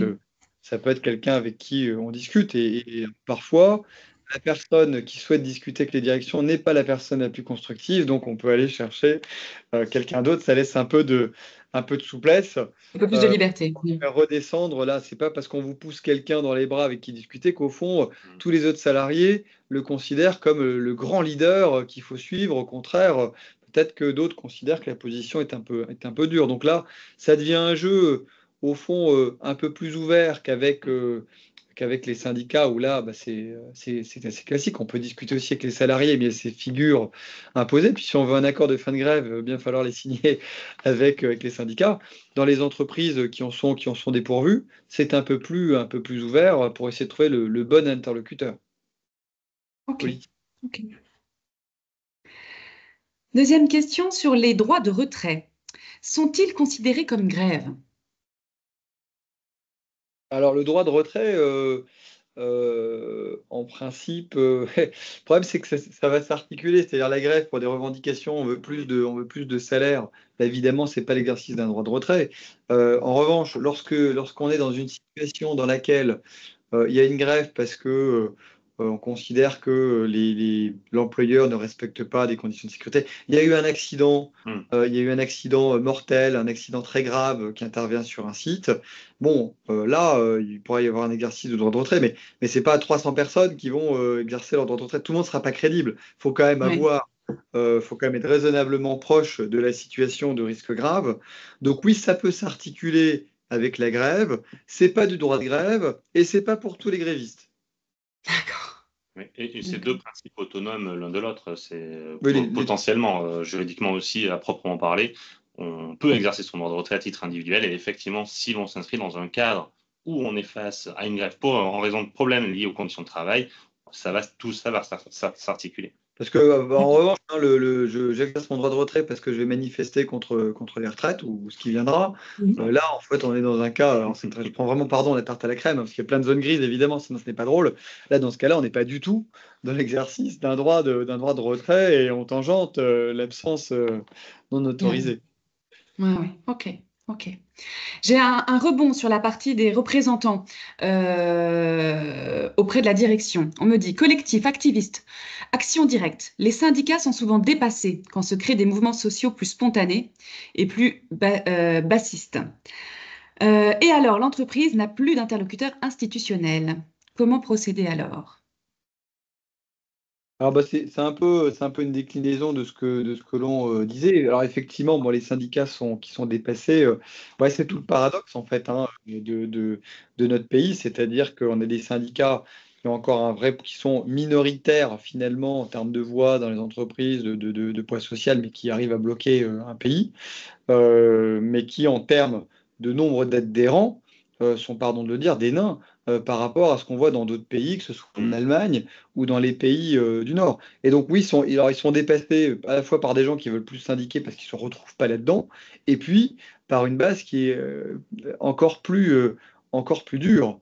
Donc là, bon, la difficulté, c'est en fait, il faut que l'entreprise organise des réunions, hein, je pense, pour discuter avec l'ensemble des salariés.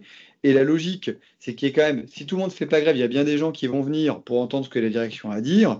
Et il semble assez difficile qu'aucun des salariés grévistes vienne pour entendre ou pour porter la contradiction. Et à partir du moment où on a quelqu'un qui vient, ou ne serait-ce qui porte la contradiction, même de manière assez raide, on a potentiellement un interlocuteur. Donc il faut essayer de ruser, en fait, il faut trouver absolument le moyen pour établir un dialogue. Hein. Ça peut être organiser une réunion, ou ça peut être discuter avec d'autres personnes que les hardcore vont considérer comme non légitimes, et à ce moment-là, vous considérez qu'ils ne sont pas légitimes, et bien venez, puisque vous êtes légitime et auto-légitime, venez et on va discuter. En fait, on ne peut pas laisser pourrir, parce que s'il n'y a pas de dialogue, la grève, c'est sans fin. D'accord, ok. Avec- Oui, vas-y.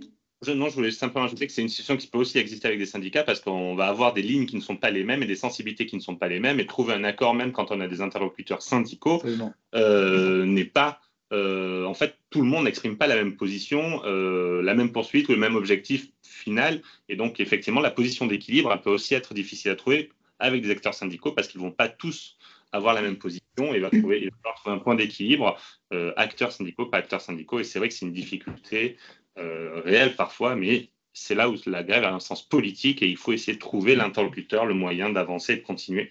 Parce qu'effectivement, Mickaël a raison, le dialogue est primordial parce que sinon, c'est sans fin. Ok. Et alors, pour être valable, la grève doit-elle obligatoirement être précédée d'un préavis de grève? Non. Ou est-ce qu'elle peut être spontanée? Non, ça c'est dans les transports publics, ça peut être tout à fait, ça peut être spontané. Alors, Ce qu'on comprend, en fait, si on se met de l'autre côté de la barrière, vous avez un manquement grave ou allégué en matière de santé de sécurité au travail, on va pas dire on fait un préavis de 48 heures. Donc les gars, ils débrayent tout de suite. Donc ça, après, je prends l'exemple que tout le monde globalement peut comprendre, même si ça ne nous arrange pas sur le coup. En revanche, effectivement, ça peut être très déstabilisant qu'il n'y ait pas de préavis. Alors, bon, il y a des grèves qui se passent comme ça. Là, c'est vraiment, on est quand même dans la perturbation. On va vraiment chercher à embêter l'entreprise d'une manière ou d'une autre. Donc, c'est vrai qu'il y a des grèves sans préavis, c'est pénible. Et puis, on a des tas d'autres, notamment bah, pour les journées d'action nationale, où là, bon, bah, on sait qu'à telle date, on risque d'avoir un tout petit peu moins de monde que d'habitude. Ok, ok, très précis. Je vous propose qu'on avance peut-être sur la partie réorganisation pour avoir traité un peu tous les thèmes. De toute façon, très pratique. Certaines situations interdisent le licenciement économique sous certains délais, par exemple pour les femmes enceintes. Ouais. Pouvez-vous rappeler ces délais? Ah bah, ouais, les délais, alors l'interdiction de licenciement économique, oui, bah, on est sur la protection de la femme enceinte et de la maternité, hein. Donc il y a pendant la grossesse, et puis on a les fameuses 16 semaines. Euh, bon, donc, effectivement, ce délai, il existe. Maintenant, bon, j'ai jamais vu de loupé abominable sur ce sujet, parce qu'en fait, quand on est sur des réorganisations, de toute façon, tout ça prend du temps. Et donc, bon, bah, il y a des gens qui seront potentiellement licenciés après coup. Alors, ça peut être des gens dont on a besoin, parce qu'en fait, on n'est pas obligé de licencier tout le monde le même jour, hein. On peut, en fonction des services, des besoins, l'activité qui pèse de manière anticipée. Ça peut être effectivement des personnes qui sont protégées. Et puis, il y a les représentants du personnel pour lesquels il faut obtenir préalablement l'autorisation de l'inspection du travail. Donc, comme de toute façon, on a plusieurs populations généralement, moi en pratique, ça m'a jamais posé de problème. D'accord. Voilà, j'ai jamais eu ce cas-là, mais oui, bien sûr, il y a des salariés qui bénéficient d'une protection. Alors, il y a la salariée qui est enceinte en maternité, il y a aussi la paternité, il y a une protection pour la paternité. Oui, mais les hommes sont également protégés, donc il faut suivre ça de près. D'accord. Concernant les ruptures conventionnelles individuelles, peut-on avoir recours à plusieurs RC individuelles sans passer par la RC collective? Et quel est le Oui. risque de faire ça?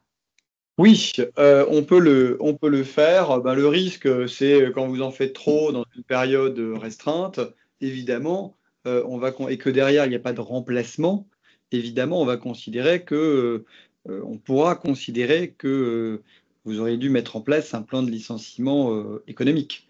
Mhm. Maintenant, c'est un jeu d'équilibre parce qu'au fond, vous avez 6 RC en 6 mois. Bon, ça ne me semble pas du tout frauduleux. De toute façon, les règles sur les licenciements économiques, le seuil, c'est 30 jours, hein. C'est 10, le PSE, c'est 10 personnes dans une entreprise de 50 et plus sur 30 jours. Et le seuil des 30 jours, de la même période de 30 jours, est applicable à tous les licenciements. Donc, dès lors que c'est étalé, il n'y a pas de difficulté. Alors après, on peut aussi avoir des demandes, même en cours de réorganisation, en fait, on peut mettre en place des ruptures conventionnelles. On a eu le cas où un PSE est en cours de négociation et vous avez un salarié, une salariée qui vient vous voir en disant, écoutez, moi c'est super votre truc là, mais je comprends que je vais partir dans 6 mois là, mais moi j'ai une opportunité professionnelle tout de suite. Donc, je veux bien que vous fassiez une URC et comme je suis pas complètement bête et que je veux pas être lésé d'avoir retrouvé du boulot, vous allez me donner un package un peu plus intéressant à l'aune de ce que, peut-être pas tout, mais au moins une partie de ce que j'aurai en cas de licenciement économique. Et ça, on peut le faire. Et si jamais on est saisi par le CSE, si jamais on est saisi par l'inspection, on peut le dire. On peut dire, regardez, cette personne avait retrouvé du boulot. On ne va pas attendre bêtement, garder les gens dans les effectifs, ou lui dire, bah non, vous démissionnez, madame, pour, comment dire, en attendant le licenciement. L'alternance, sinon, ce serait de dire on vous dispense d'activité jusqu'à ce que vous soyez licencié et vous pouvez travailler ailleurs. Mais généralement, les gens n'osent pas aller jusque-là. Donc oui, les RCI, c'est possible dans plein de cas. Mais évidemment, bah, il y a une ligne jaune ou une ligne rouge, je sais pas, choisissez la couleur, qu'il faut pas franchir. Mais on le sent, généralement, au bout d'un certain nombre de RC, on commence un peu à se tendre en disant il n'en faudrait pas une de plus. D'accord. D'accord. Et alors, quel délai raisonnable peut-il être admis entre des RC individuels et le déclenchement d'un PSE sans provoquer de la requalification des RCI préalables? Alors, en fait, moi, j'ai plus ou moins répondu à la question tout à l'heure, hein. C'est-à-dire qu'on peut avoir des RCI alors même qu'on a annoncé qu'il y avait une réorganisation. Alors évidemment, c'est Donc, il n'y a mieux pas si de on est délai. dans une catégorie profil. Non, il y a pas vraiment de, il y a pas vraiment de délai. Après, si vous avez fait une RCI en janvier, une autre en mars, que vous en faites deux en juin, vous lancez un plan en septembre, aucun problème. Si vous faites quatre RCI en juin et que vous lancez un plan de licenciement de 8 personnes en juillet, là, vous allez avoir 4 personnes qui vont venir vous chercher en vous disant Oui. Ami, Mm. parce qu'il y a de la jurisprudence, D'accord. hein. Attention, il y a de la Oui. jurisprudence, parce que la RCI, il y a peu de contentieux, et les juges sont assez protecteurs des RCI, parce que ça leur a sorti un grand nombre de contentieux. C'est pas juste par altruisme envers l'entreprise, hein. Parce qu'ils ont vidé les stocks de dossiers, ils sont très, très, très heureux de ça. Mais il y a une jurisprudence qui vient dire qu'un salarié qui a signé une RCI et qui découvre que l'employeur il met en place ensuite une réorganisation, en fait, il y a un vice du consentement, parce que l'employeur savait, au moment où il a fait signer le papier au salarié, que le salarié aurait dû partir dans le cadre d'un licenciement. Et là, en Ok. fait, alors, c'est entre guillemets une fraude au licenciement économique. Donc, le salarié peut obtenir les dommages et intérêts et éventuellement les mesures du plan. Mais en matière de PSE, quand on doit faire un PSE et qu'on ne le fait pas, en fonction des effectifs, là, c'est une fraude au PSE et c'est pire, parce que le salarié peut demander sa réintégration. Donc, vous obtenez la réintégration en cours d'appel ou en renvoi après cassation au bout de 4 ans, 6 ans, 12 ans. Donc, vous touchez les salaires intercalaires. Et ça coûte très, très, très, très cher. Donc, pas de délai, mais avec modération. Ok. Ok. Dans le cas d'un PSE, les critères d'ordre de licenciement et leur pondération admis sont-ils toujours les mêmes? Ou quels sont les types de variations que l'on peut prévoir sans créer de contentieux lors de la recherche de l'accord? Alors, oui, alors, il faut avoir tous les critères légaux, hein. Vous savez, c'est l'ancienneté, les charges, la situation particulière au regard de l'emploi et également les qualités professionnelles. Mais ensuite, on peut les pondérer. C'est ça qui est assez intéressant. C'est qu'en fait, on peut dire que la situation de famille, c'est coefficient 2 et que vous avez 0 enfant, vous avez 0 points. Vous avez un enfant, c'est 5 points. Vous avez 2 enfants, c'est 10 points. Vous avez 3 enfants, c'est 20 points. OK. Et pareil pour tout, on peut dire les catégories, les qualités professionnelles, c'est coefficient 3. Très bien. Techniquement, tout est possible. Mais euh, jusqu'à l'abus, l'abus c'est quoi? L'abus c'est qu'on neutralise totalement un critère. Si vous vous dites qualité professionnelle c'est coef 8 et charge de famille c'est coef 1 et la personne qui a 3 enfants et 20 ans d'ancienneté, elle a 5 points au bout du bout, là où le bon salarié il en a 25, là c'est clair que vous allez vous faire massacrer. Donc il faut doser. Et la réalité, au fond, ce qu'il y a derrière cette question, on le sait, c'est il y a X licenciements dans X catégories professionnelles, enfin sur X postes. Et là, on construit en fait une forme de Rubik's Cube.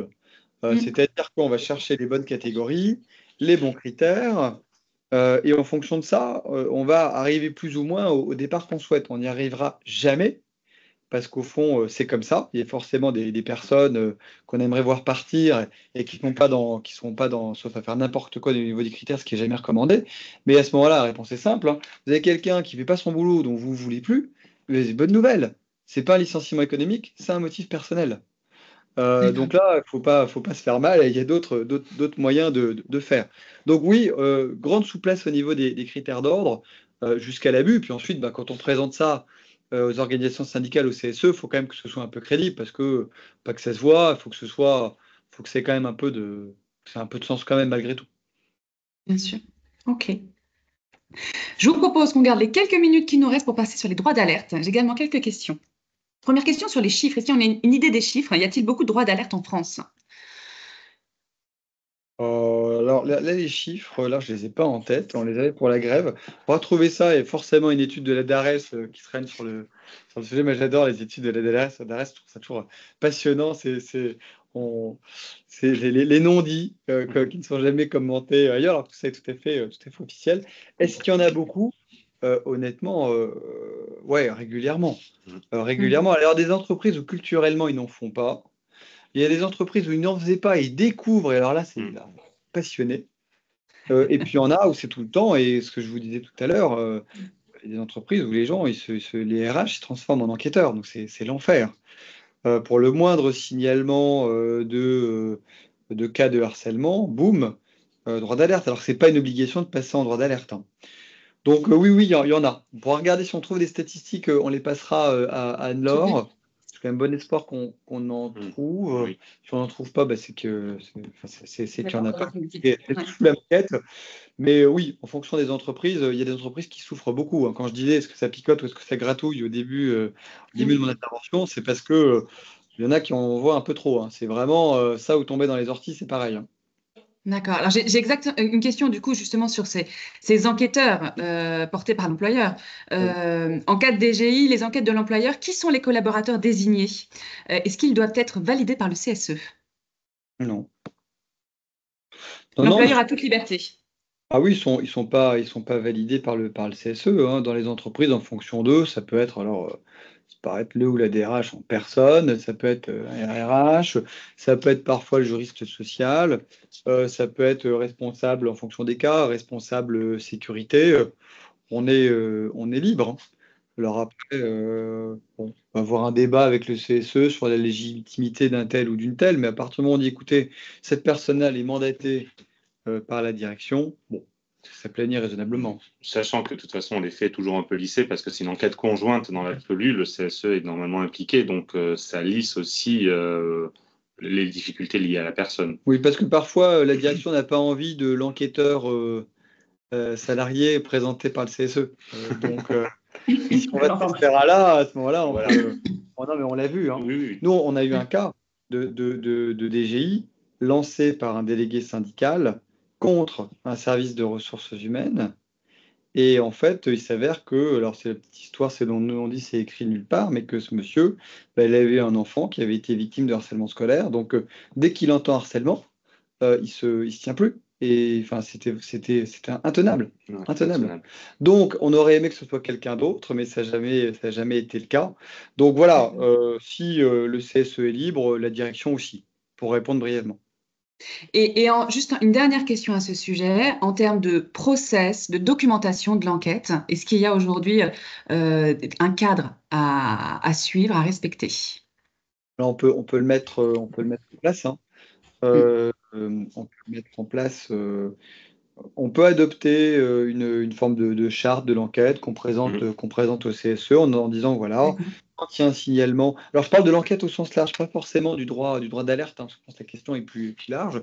On a des entreprises qui ont pris la main parce que justement, il y avait des signalements des grands groupes partout en France.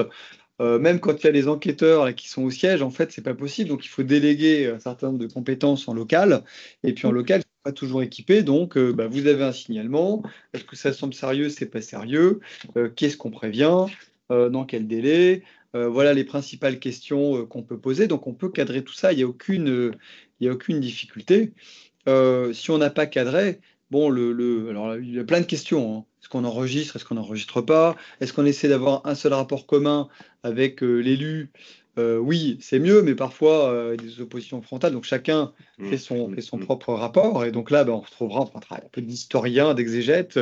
On trouvera le tronc commun qui sera sans doute la vérité. On supprimera les outrances d'un côté, les silences de l'autre. Voilà, mais ça vaut la peine, effectivement, si c'est régulier, de réfléchir à un mode opératoire, ne serait-ce que ça permet à l'entreprise qu'on ne lui reproche pas de ne pas l'avoir fait ou de ne pas respecter un minimum de process. Et puis, quelque part, c'est aussi opposable aux élus qui peuvent plus difficilement faire du hors-piste, hein. Ok, super. Une toute dernière question qui vient d'arriver. Quel est le rôle de Secafi à la demande des syndicats? Vous avez combien de temps devant vous?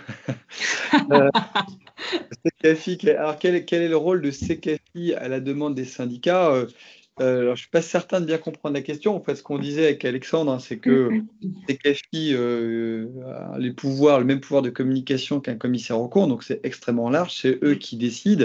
Ensuite, ça c'est vraiment la réponse juridique. Ensuite, dans les coulisses, euh, est-ce que l'expert comptable attise le syndicat, le CSE ou pas? Vaste sujet, en fait, hein. L'un peut alimenter l'autre. Nous, on a vu des cas où effectivement l'expert était assez chaud, en disant mais si, il y a des tas de choses à dire. Et puis en fait, les salariés, culturellement, ça se passait bien avec direction, j'ai eu une discussion avec un directeur général d'un groupe dans le tertiaire où il n'y a pas de problème, il y a 200 salariés, il n'y a aucun problème majeur. Bon, les élus ont regardé l'expert avec les yeux ronds en disant mais qu'est-ce qu'il nous raconte? Et ils ont dit ok, merci, on a compris. Peut-être qu'ils prendront eux-mêmes notre expert la prochaine fois. Mais sinon, on peut aussi avoir des élus malins qui vont dire, monsieur l'expert, madame l'expert, ça, on veut ce document. Donc, vous poussez pour avoir ce document, vous pouvez l'avoir, il nous le faut, sinon ça va mal se passer. Voilà, c'est les deux flux sont possibles. Et puis, bon, CKFI est assez dur, mais ça dépend aussi des interlocuteurs. En fait, encore une fois, mieux avoir un CKFI qu'on connaît, qui va nous casser les pieds sur certains points, il y aura un budget maîtrisé, et un interlocuteur, finalement, on connaît, on a mis en place un mode opératoire, plutôt que de dire, tiens, ben, on n'a plus CKFI, on est content, puis on a un autre, je ne donne pas de nom, et là, c'est pire. Et là, on regrette le bon vieux temps où on luttait avec CKFI. Ça peut arriver, hein, malheureusement. Ok. Super. Eh bien, écoutez, un grand merci. On a réussi à couvrir la grande majorité des questions. On a un petit peu dépassé. On aime bien respecter les timings et pas abuser de votre disponibilité. J'ai reçu plein de messages de remerciements pour la qualité de votre intervention, sur la qualité des détails apportés, le rappel des fondamentaux, voilà, les grands thèmes abordés, toutes les réponses apportées, les exemples concrets. Donc, un grand merci, Mickaël et Alexandre, pour cette belle matinée partagée. Merci, merci à vous hein, pour l'invitation. Merci pour les questions et commentaires. Ceux qui ont d'autres questions peuvent nous contacter. On peut très bien poursuivre l'échange. Et puis pour le reste, on vous souhaite de belles relations sociales sans crise, même en temps de crise. Voilà, et vous avez toujours de bons conseillers s'il y a besoin, s'il y a des situations qui dégénèrent. Un immense merci, je vous souhaite une très bonne journée, un très bel été si on ne se reparle pas d'ici là. Et à tous nos managers, je vous dis à la rentrée pour les prochaines éditions Experiency. Très bonne journée.